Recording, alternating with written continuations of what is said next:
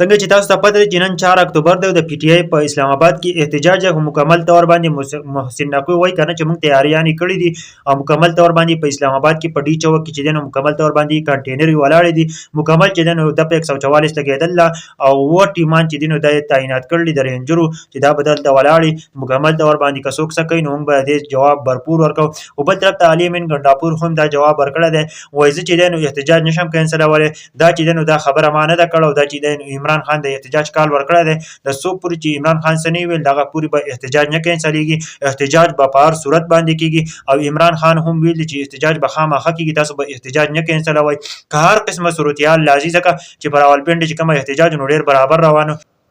په راولپنډي کې چې کومه د رینجرو چې د مقابله وسره کړو عوام دغه چې د عمران خان ډیر خوشاله شي او تاسو ته پته ده بریسټر ګور ته چې ډیر غوسه شي او چې تا ولي احتجاج بیرته بنداو تا ولي احتجاج چې نو بند کو دغه نه پس چې عمران خان ډیر غوسه شي او وای د ډی چوک چې کوم احتجاج ده نو مکمل تور بدن تاسو کوی او دا تاسو نه ملتوي کوي خاصه پوری جماعت ته نه وي نو دا پوری به تاسو دا نه ملتوي کوي ځکه چې علي امین ګنداپور هم دا خبره وکړه چې دا کال عمران خان ورکړي چې کله دا ملتوي کیږي نو عمران خان به وي دا پوری ومنګ زو چې عمران خان ویل چې ملتوی دي شي نو موږ به ملتوی کو چې عمران خان نه ویل چې ملتوی دي شي نو دا احتجاج موږ کو